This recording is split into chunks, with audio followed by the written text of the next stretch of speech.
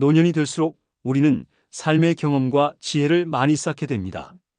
그러나 의외로 주변 사람과의 대화나 소통은 점점 더 어려워진다고 느끼는 분들도 많습니다.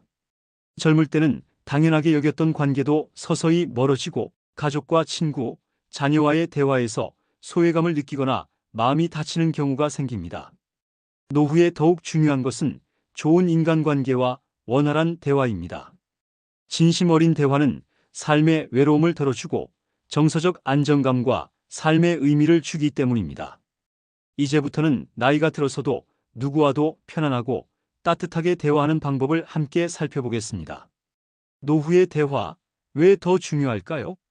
1. 대화에는 외로움과 고립을 예방하는 힘이 있습니다. 노년기는 자연스럽게 사회적 역할이 줄어들고 만남의 기회도 적어지기 쉽습니다. 이때 좋은 대화와 소통이 없으면 외로움이 깊어지고 심하면 우울감과 무기력에 빠질 수 있습니다. 따뜻한 관계를 유지하는 법은 바로 좋은 대화입니다. 하루에 잠깐이라도 누군가와 마음을 나누는 시간이 있다면 외로움은 훨씬 줄어듭니다. 좋은 대화는 정서적 안정과 건강에 좋은 영향을 줍니다.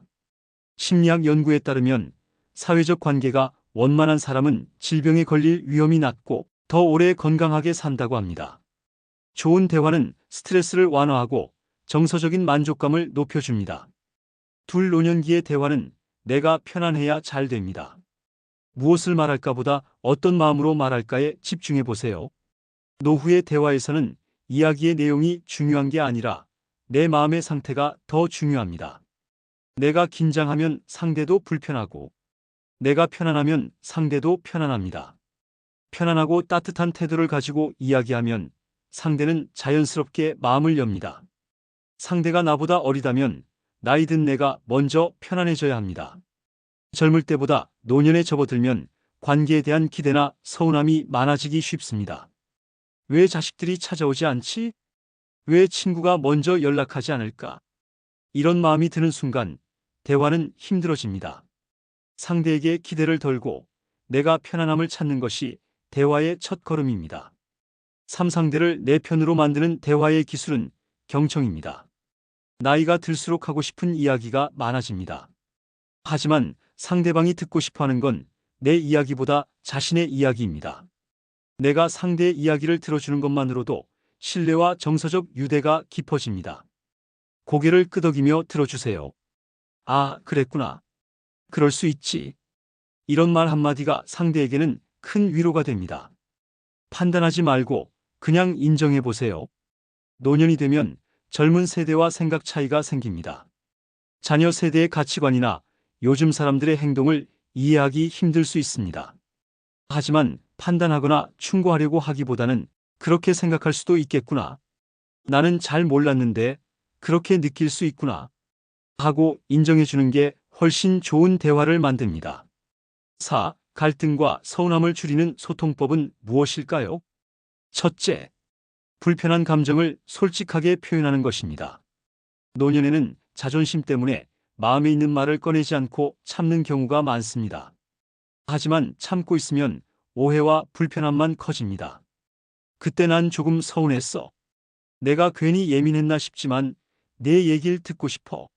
나는 이렇게 느꼈는데 너는 어떻게 생각했는지 궁금하다. 이런 솔직한 대화는 관계를 건강하게 만들어줍니다. 둘째, 상대를 바꾸려 하지 않는 것입니다. 나이가 들수록 저 사람은 왜 저럴까? 왜 나한테 그렇게 할까? 라는 생각이 늘어납니다.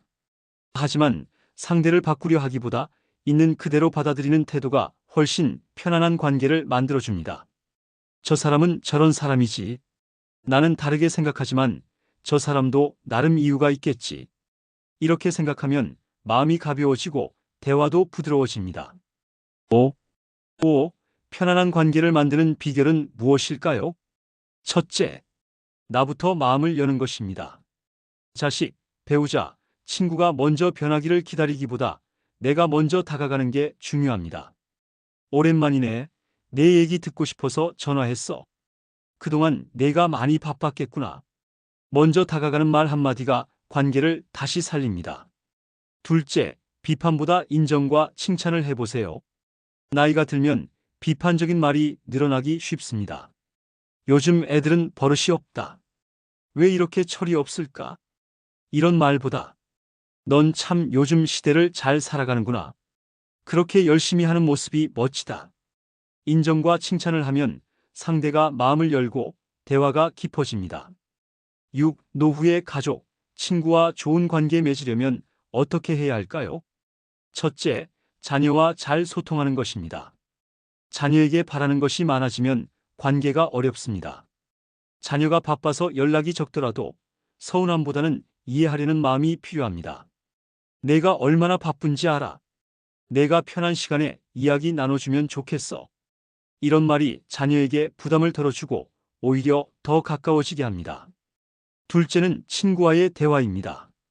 노년의 친구는 삶에 큰 힘이 됩니다. 하지만 왜 먼저 연락 안 했어? 너무 늦게 온 거 아니야? 이런 서운함을 표현하기보다 이렇게라도 만나서 너무 반갑다. 오랜만에 내 얘기 들으니 좋구나. 따뜻한 인사가 친구 관계를 더 끈끈하게 만듭니다.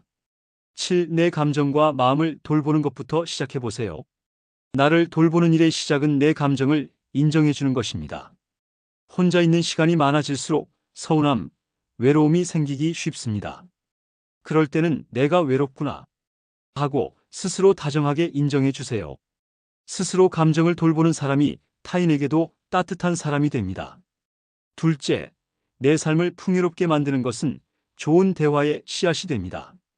좋은 대화는 내가 내 삶에 만족하고 있을 때 더 쉽게 만들어집니다.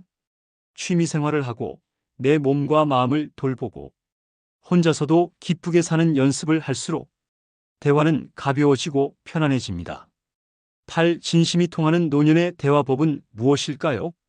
첫째는 완벽한 대화를 기대하지 않는 것입니다.